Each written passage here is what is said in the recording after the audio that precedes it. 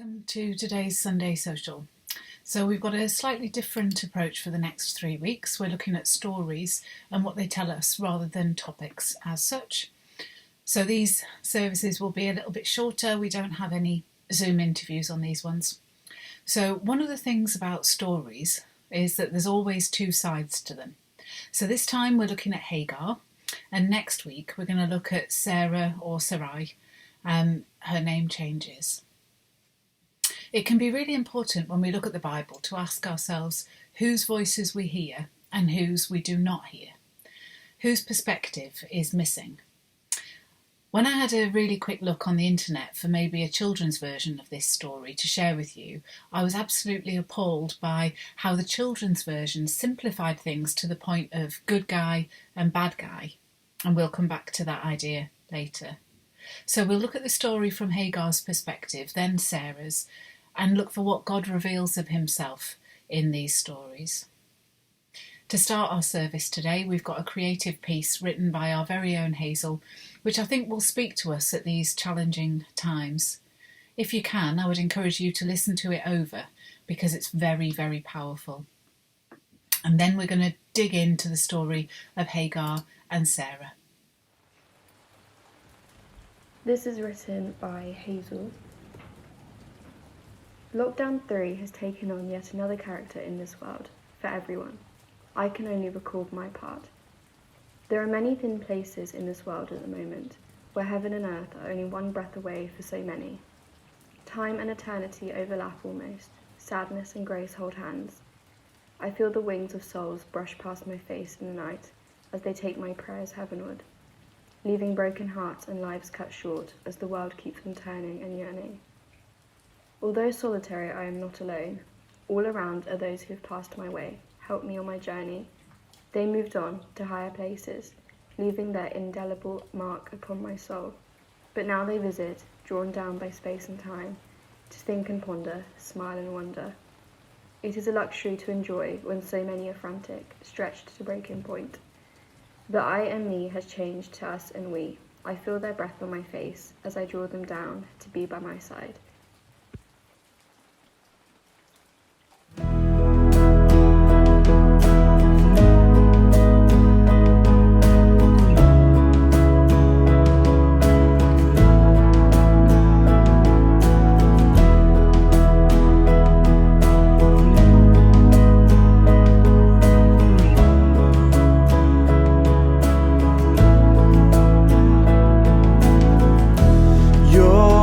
Is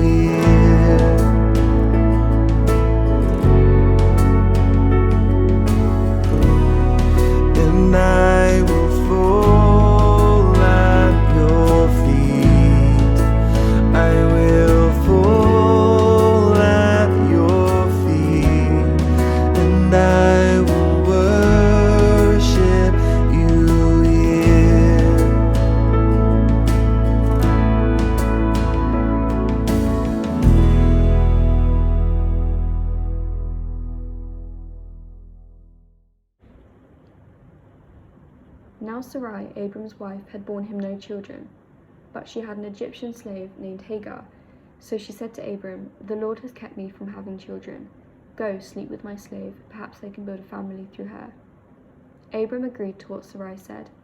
So after Abram had been living in Canaan 10 years, Sarai his wife took her Egyptian slave, Hagar, and gave her to her husband to be his wife. He slept with Hagar and she conceived. When she knew she was pregnant, she began to despise her mistress. Then Sarai said to Abram, "You are responsible for the wrong I am suffering. I put my slave in your arms, and now that she knows she is pregnant, she despises me. May the Lord judge between you and me." "Your slave is in your hands," Abram said. "Do with her whatever you think best." Then Sarai mistreated Hagar, so she fled from her. The angel of the Lord found Hagar near a spring in the desert. It was the spring that is beside the road to Shur. And he said, "Hagar, slave of Sarai, where have you come from and where are you going?" "I'm running away from my mistress Sarai," she answered.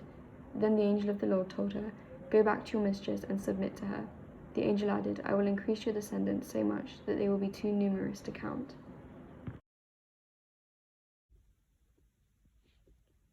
She gave this name to the Lord who spoke to her.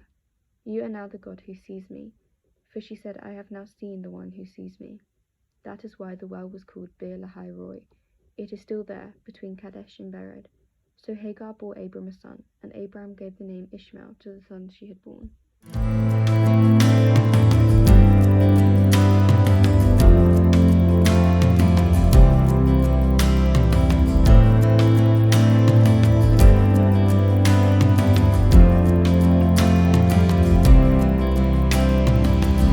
Before I spoke a word, you were singing over me. You have been so, so good to me. Before I took a breath, you breathed your life in me. You have been so, so kind to me. Oh, the overwhelming, never-ending, reckless love of God. Oh, it chases me down, fights till I'm found, leaves the 99. I couldn't earn it, I don't deserve it, still you give yourself away. Oh, the overwhelming, never-ending, reckless love of God.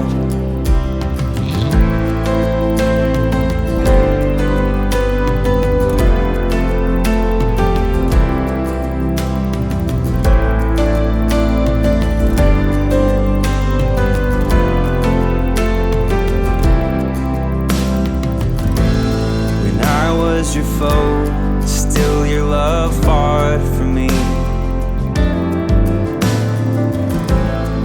You have been so, so good to me. When I felt no worth, you paid it all for me. You have been so, so kind to me.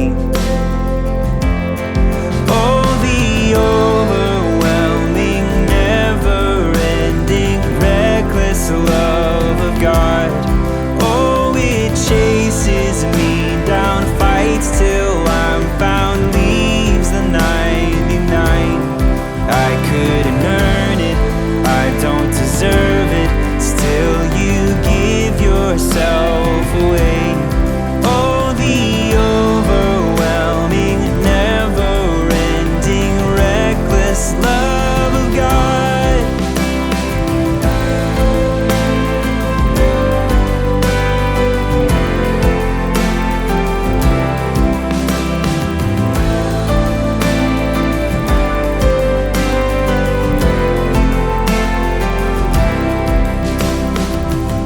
There's no shadow you won't light up, mountain you won't climb up, coming after me.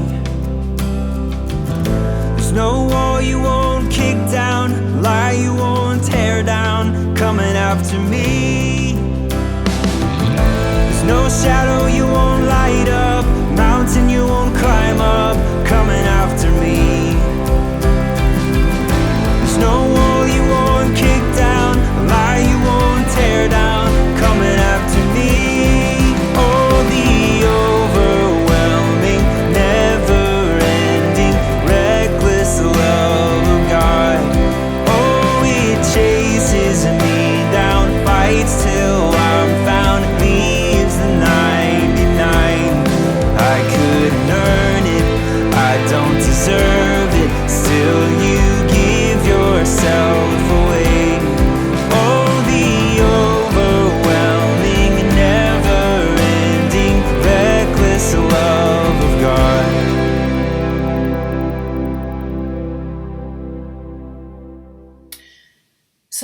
absence of a nice children's version to give you the context, you've got my words instead. I'm going to summarise the story.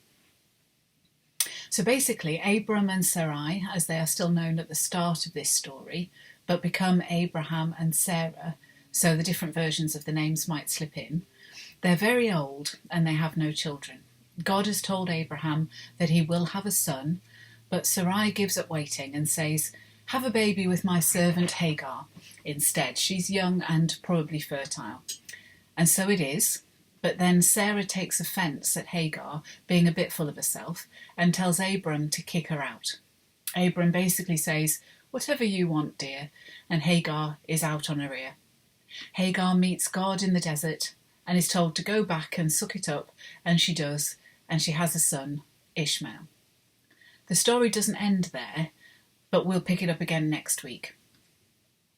So it would be very easy to say Abram, Sarai bad, Hagar good, but as ever, there's more to it than that.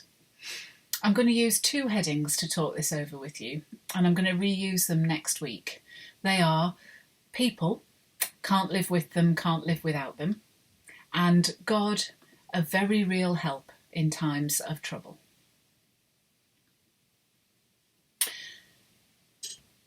So the story needs a bit more fleshing out, so let's start with a bit of context.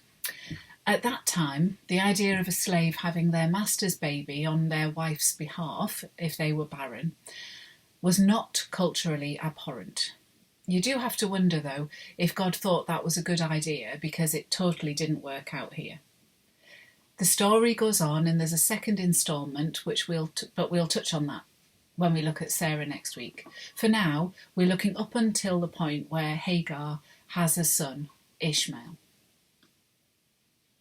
Patriarchy was the norm. Abram was the boss. But in fact, in this story, Sarai, at this point, has an awful lot of unofficial say over what happens. So I just have to share with you something I saw on the internet when I was preparing this talk. I was reading about Bible commentary on this passage, and then I got to this paragraph. "Ladies, you must allow your husband to be the spiritual head of the household. You must allow him to make the spiritual decisions. And men, you must step up to the plate to make them. Your wife wants you to lead, and you were made to lead. But if you forsake your responsibility in leading her, disaster most often results. It happened with Adam and Eve, and it's happening here with Abram and Sarai."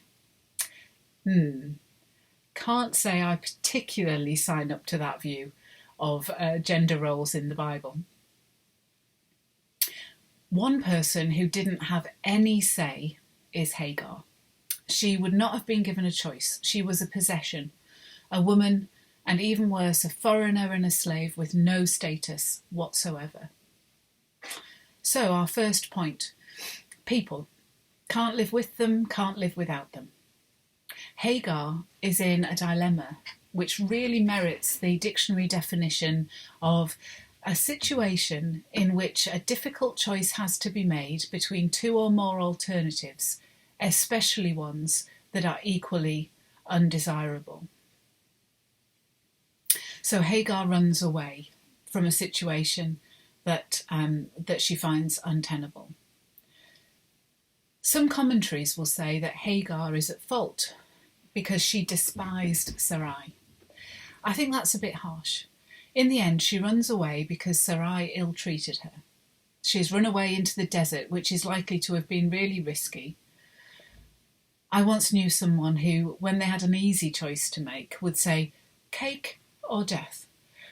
That's not one of those times. Hagar then meets God in the desert and is then told by God to go back. Really? So let's think about this from Hagar's perspective. She has run away. The Lord, who she probably didn't have an ongoing relationship with, she isn't an Israelite, remember, but she does realise who he is because she calls him the God who sees me. This God says, go back and submit to your mistress, and I will bless you with many descendants. So Hagar does go back.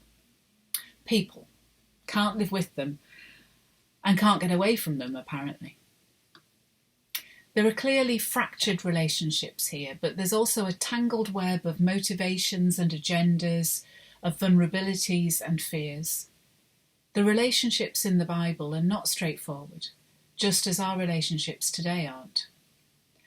I do feel a deep sense of sympathy for Hagar here. She's most certainly the underdog. But Sarai wasn't being culturally inappropriate when she suggested the surrogacy, and she was probably feeling insecure when she rejected Hagar. That doesn't excuse it, of course. Hagar could also have looked to Abram for help. She wouldn't have felt worthy of any protection in her own right. That's simply not how it worked. But she was pregnant with his child, and that sort of elevated her status through the baby. I sincerely hope that there aren't many of us who have felt quite as helpless as Hagar was here. Part of me hopes that her despising her mistress was her trying to challenge the status quo, but we don't know that. So the second point, God, a very real help in times of trouble. Now this point is going to come out much more next week in our reading then. In this part of the story, we don't really see God's hand as much as we will next week. One thing we do see is a glimpse of the God mentioned in Genesis 12:1-3 that refers to a blessing to all peoples on earth. Hagar, not an Israelite, and she is a woman, she's a slave. Hagar saw God in human form, and she's the first person in Scripture recorded giving God a personal name. It says, she gave this name to the Lord who spoke to her. You are the God who sees me. For she said, I have now seen the one who sees me. That is why the well was called Beer Lahai Roi, which means well of the living one who sees me. It's still there between Kadesh and Bered. One of the things that will come out more next week is the absent voice of God, which we hear or don't hear in the earlier part of this bit of the story. I know we hear from God in the desert, but we don't hear God intervening earlier. Where is he?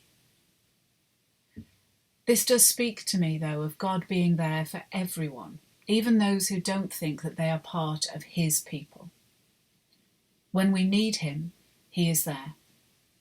Hazel's piece really resonated with me about the pain that we're feeling and witnessing around us, but in particular, the need to think as community. The I and me has changed to us and we. And in this story, in particular, we see an example of them and us, where the I, in Sarai's case, trumps other people's experiences and needs. Maybe this is an example of how not to behave. So next week, we're going to look a bit at the next bit of Hagar and Sarah's story in Genesis 21. Maybe have a look at it beforehand if you like. So that's it for today. We've thought about Hagar as the outsider. The balance of power was certainly shifted against her. She wasn't someone who was thought of as part of God's people, but God was there. I think that's what we can take away from this reading. So peace be with you in the coming days.